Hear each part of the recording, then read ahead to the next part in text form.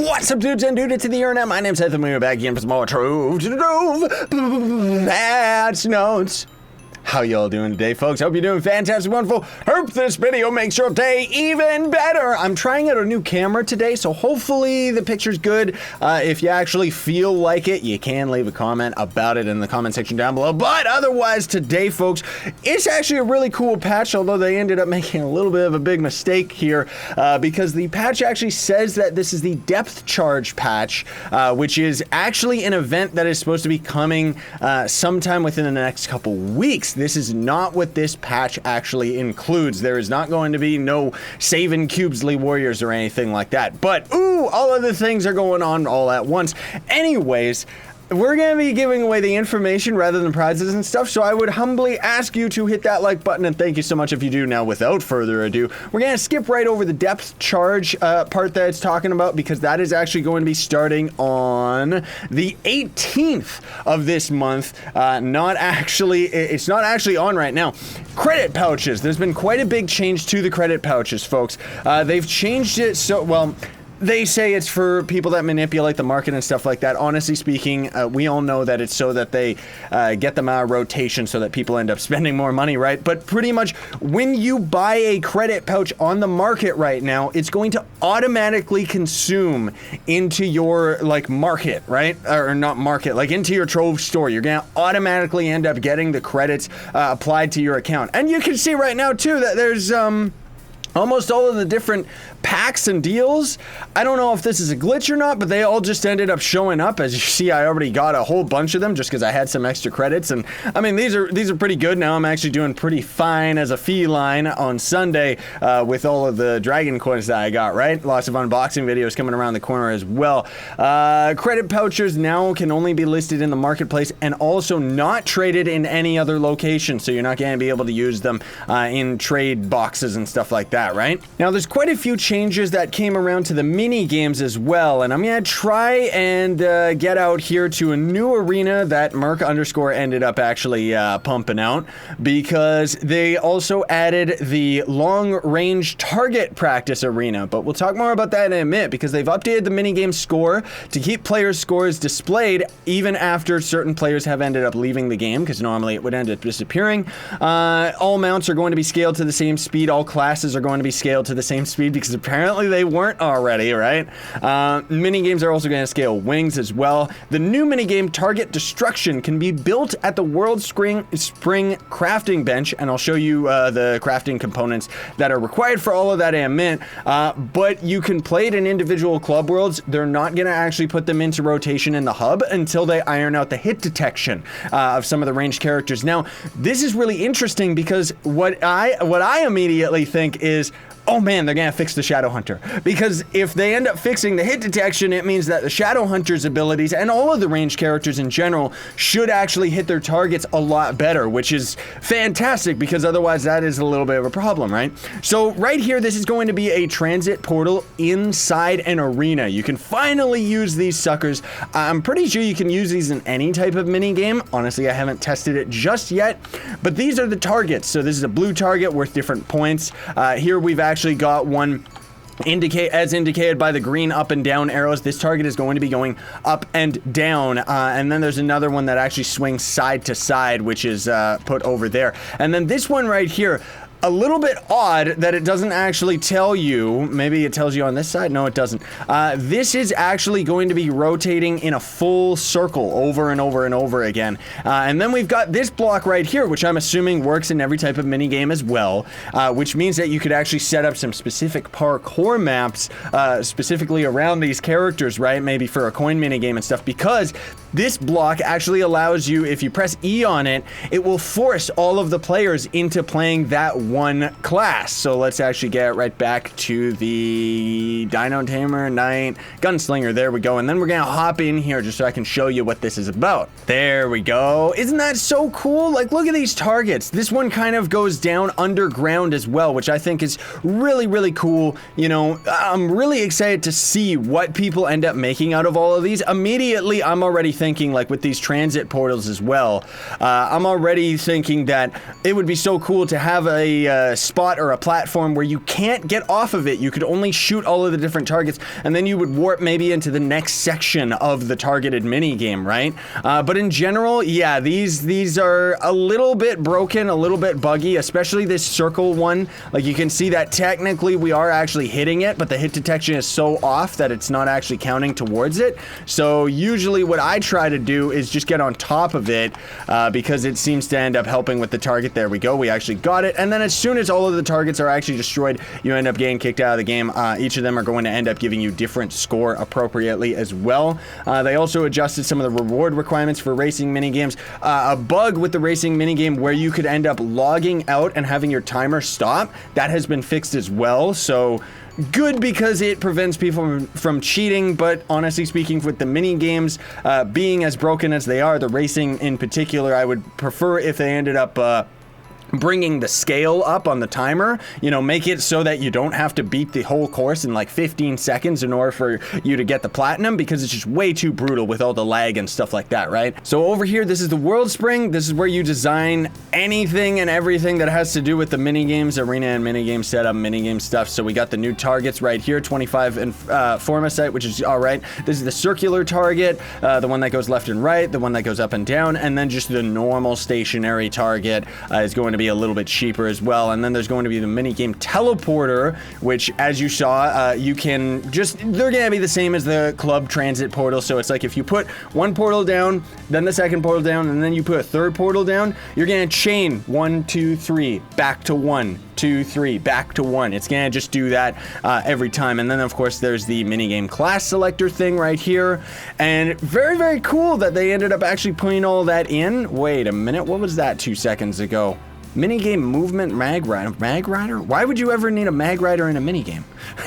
I don't get it. Okay, so they've also changed some big stuff. It's actually little things that they've changed that are going to affect the game in a very big way. So they've updated the following abilities so that they don't collide with NPCs. So similar to the Dino Tamer's Clever Snare. So if you ever use the Dino Tamer and you throw down his net, you know how it goes through enemies and then onto the ground? They've changed that for the following abilities. The Boomeranger's Big Bomb and Mysterious Urn. These will no longer hit on an enemy. I can understand this happening for the Big Bomb. That's great because it means it's going to phase through an enemy, go on the ground, and it's more of an AoE attack that you actually throw down. Don't know if I like that for the Urn ability though. I haven't actually tested that out, but any of you Boomerangers out there, let me know. Did this actually finally remove the knockback from the Boomeranger's ultimate ability? Because that's pretty much one of the big things that keeps the Boomeranger from being like a really good viable endgame class, is just because his knockback is insane. Now, that might not have actually changed with this. It might be something completely different as far as the code is concerned, but I'm still very excited about it because that's still a very big deal, and especially the sun snare for the Shadow Hunter, you know, that you throw on the ground, that's gonna phase through enemies as well, which means that stun locking enemies is that much easier as the Shadow Hunter. The Fade Trickster's Glitter Bomb also ended up getting that same treatment, which is kind of strange because that means that the Glitter Bomb is gonna phase through enemies and be more as an AoE. I understand that, but I don't know if I like that personally. Let me know what you think in the comments below. Any of you Fae mains out there, is it better or worse? Or honestly, you know, if you're at the end game and you're a Fae, you're probably not even using the Glitter Bomb anyways, because the damage numbers are so poop.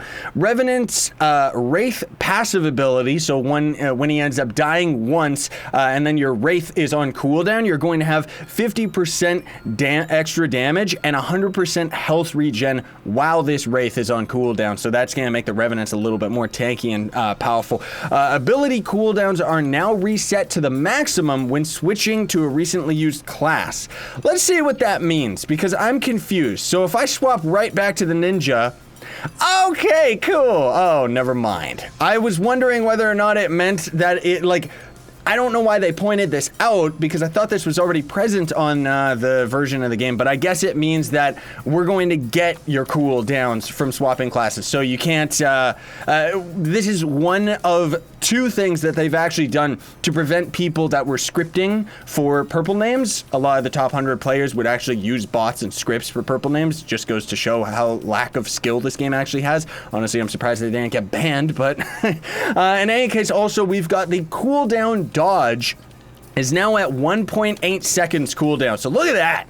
Isn't that so much faster? And shout out to Nintendo Gamer and Stratos for telling me that if you actually use a Chronomatic Hubesley ally, it's actually going to reduce the cooldown even on your dodging. So that's actually a really cool little thing that I don't know if it's intended, but I hope that it is. I hope that that's not a bug. They've also changed some stuff with the leaderboards and contests, now granting rewards to everyone who is tied.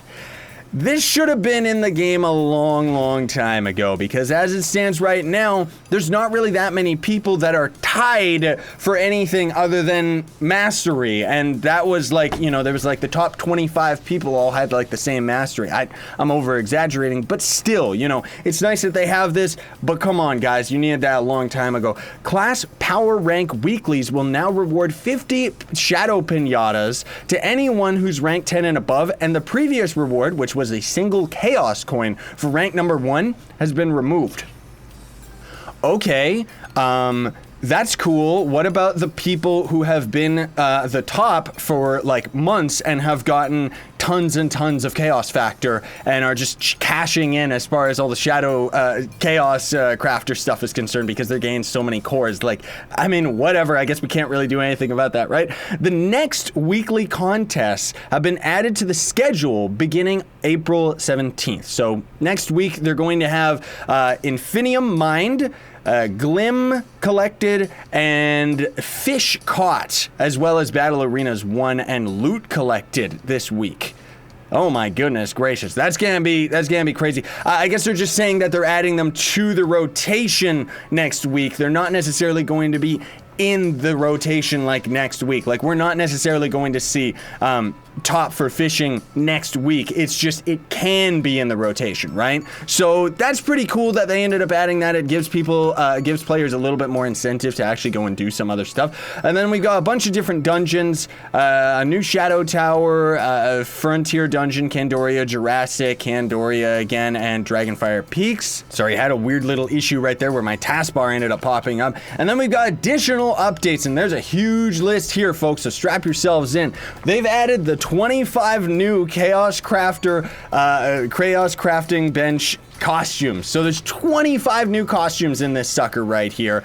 I'm not going to show you all of them today because I'm going to have another video, hopefully that will come out today, of course, a little bit later, that's going to show you all of these costumes and all the different crafting recipes for them. But this Neon Ninja costume, which I originally ended up doing a mod highlight video of this costume because it's my all-time favorite modded Neon Ninja costume. So I'm so happy this ended up getting into the game. It's absolutely awesome. But then there's also, this is that Shadow Hunter costume I've been talking about over the past couple weeks. Isn't it swag? Doesn't it just look so tight? Like, seriously, this costume alone is why I've been swapping back to the Shadow Hunter. Like, seriously, it's so cool. The claims icon in the lower left corner of the screen will now show up for claims that normally wouldn't be seen. So if we actually open this up, you can see even when we end up claiming new costumes and stuff like that, they're all going to end up showing up. Anything that you buy out of the store is going to end up showing up here. So it's going to be a lot easier for players to actually track where all of these things are, what you ended up getting, and all of that stuff, right?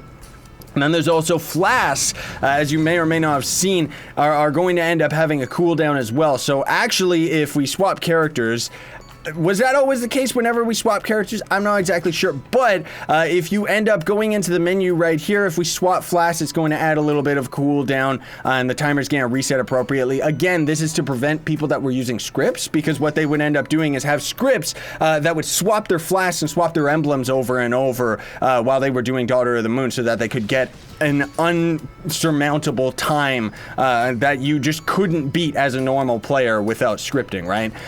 The Golden Dragon Effigy now loot collects down to 300 dragon coins, so that's actually pretty handy. That is the item that you pretty much can only get out of the store, and it's going to automatically unlock any of the dragons that you don't already have unlocked, excluding certain dragons. But you know, now that you can actually loot collect it down to the coins raw, if that's what you want.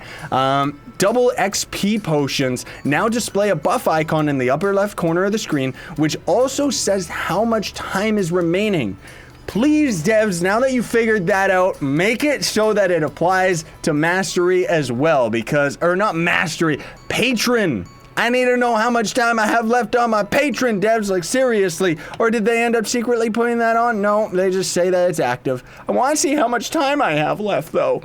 Then we've also got, in the collections menu, they added a new drop down for favorites. This is actually great because now you can go to your favorites and then search in anything that you want. Like, let's say we look up Gonda, right? It's not gonna find anything that isn't already just hearted and in your favorites. So that's actually gonna be insanely helpful for organizing and stuff like that, because otherwise the only other thing that you could do is go to your faves and stuff, and then you would have to scroll through every single one of these things all at a time, right? And because of that, I myself specifically was avoiding favoriting a lot of stuff just because I didn't want to have an overabundant list, right?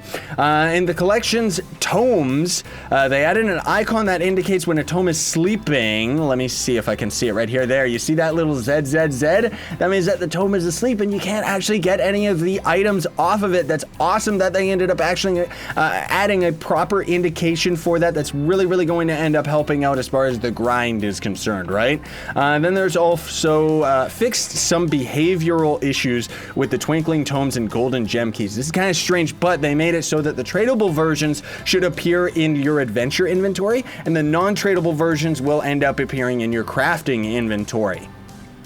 Okay, I understand, but I don't understand why they even still have like tradable versions of each of those. The following dragon eggs can also be loot collected down into dragon coins. We got the dormant siege dragon egg, the dormant dust dragon egg, and the dormant lunar dragon egg. So that means that technically speaking, folks, you can end up buying these just for the raw credits and then loot collecting them down. You know what? I'm gonna risk it just because I do it for the people. Let's get a dormant lunar dragon egg right here. There goes 10,000 cubits, whatever. And let's see how much. 65. That's actually not too bad. I would have to do some proper calculations though and see whether or not that equals to the same amount as this. Actually, let me see. Okay, so maybe I did a little bit of miscalculations here, but that's not worth it as far as the trade is concerned, because if you just buy the raw dragon coins, it's gonna cost you 9,750 credits, or cubits, I mean, just to get the 65 dragon coins that you would get from spending 10,000. So it's really, really close, you know, give or take. You know, you're only gonna end up losing out on 250 cubits, but still, don't actually do that as a viable method for getting your dragon coins. Outside of the fact that you might want to do it just because it would be a lot faster, like, than just buying these one at a time over and over. So in that regard, yeah, okay, I could see that being a thing. Then there is also the Chaos Crafter will now display. This is already in your collection for costumes that already are in your collection. So if we hover over this one, this is already in your collection. All these other costumes I just haven't bothered getting right now because there's so many of them, I gotta try and keep track of it. Then they also fixed a bug with the Dino Tamer max health and health regen values were being miscalculated or just not being calculated in general. So that means any of you Dino Tamer mains out there should see a huge impact to your maximum health as well as your health regeneration, not only on your character but also on your dragon or dino allies. There we go, just ended up closing the blinds because I noticed the sun was kind of flaring in. Hopefully that wasn't too crazy.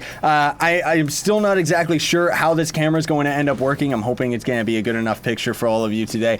But anyways, they also fixed a bug where weapons would sometimes be replaced with your fishing pole. 3 new power rank and mastery sigil levels have been added.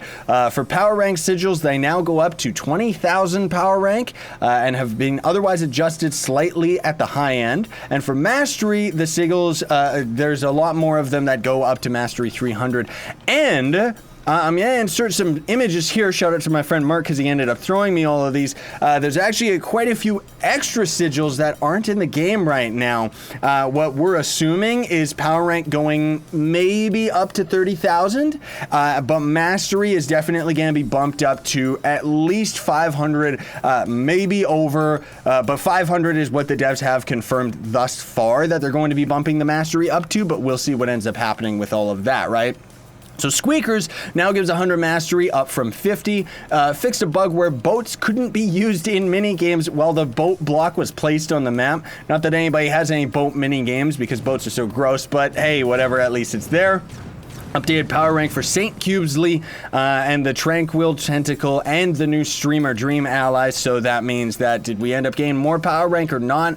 I don't know. My power rank seems to be the exact same. Maybe it's up by a couple numbers. I don't know. Then they also fixed a bug where some plant tooltips didn't exactly show what season a certain plant could grow in. The starter class coin now has a new look as well to differentiate it against the regular class coin. So that's going to be a little bit better for new starting players. Changing your name no longer blocks you from logging back in. They also improved the projectile collision, just of normal shots and stuff like that. They do have to make it a little bit better for sure, but I've been noticing a little bit of an improvement just with the ninja shuriken and stuff like that. Maybe I'm crazy, but just as I've been farming and stuff, I haven't really been running into as many issues as I was before this patch hit, right?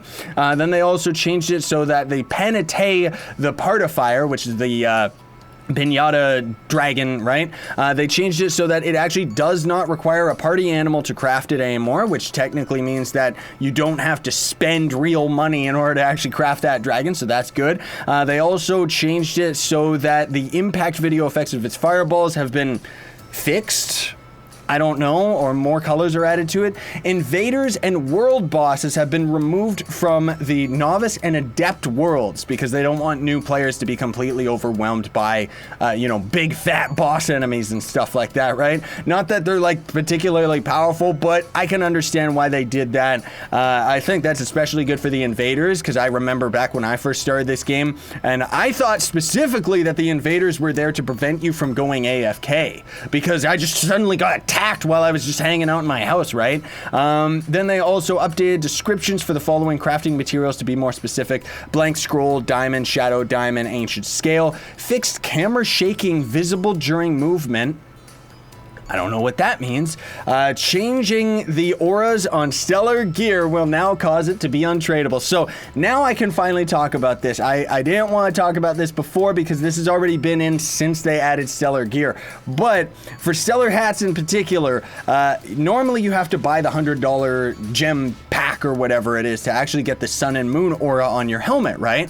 But up until now, you were actually able to change the aura on your hat, including changing it to the sun moon aura, and you could still trade it to other people. So, there would be lots of people that would actually specifically sell a sun moon aura or get it traded to them just so that they could cycle it over, and have it so that you could give it to some other players and stuff. So that's gone now, which is fine. It was a bug to begin with. Old account names are properly cleaned up after a character rename.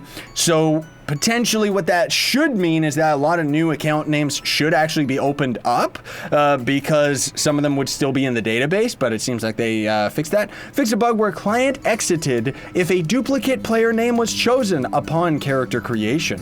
So if you were starting the game and you chose a player name that was the exact same as somebody else, the game would end up crashing.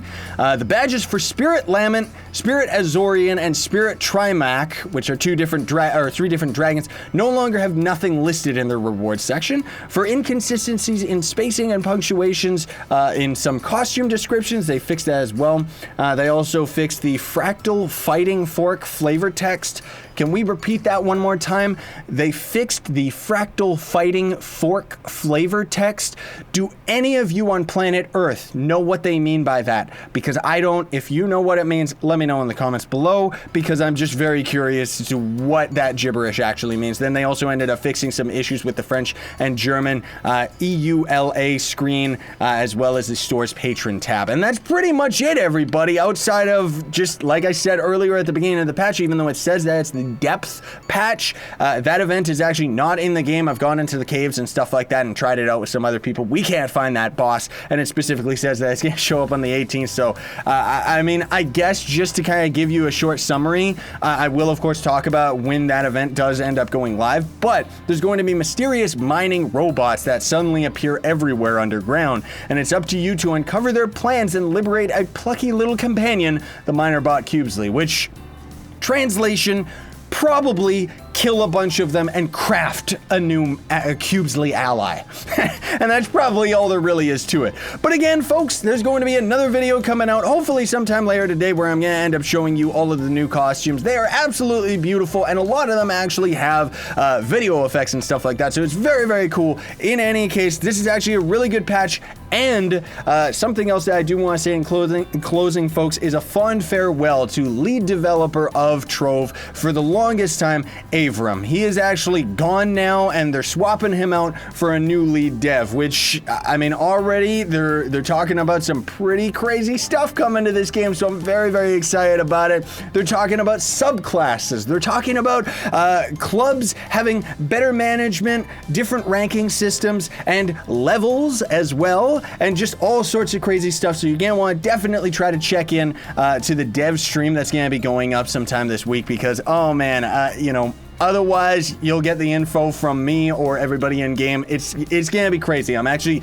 the most excited about Trove's development as I have been in a very long time. And to you console players out there, they have confirmed that the next big update that's going to be coming to Trove is going to be the one that is going to merge the PC and console versions of the game. Now, when I say that, I don't mean merge as in we're all going to be able to play together. I mean that the console version is going to be at the same update as the PC version, and they have confirmed that that is separate from that Shadow Tower update that they've been talking about for such a long time. So we're gonna end up having the update, a huge, massive update that's gonna add all this content and much, much more to the console versions sometime very, very soon. And then after that is going to end up being that huge expansion that they're talking about with the Shadow Towers and stuff like that. Either way, very, very exciting stuff. Thank you so much for watching, everybody. Hope that you enjoyed today's video. I hope that this camera ended up picking me up all right and everything like that. Either way, have a fantastic day, Sonora, and stay epic.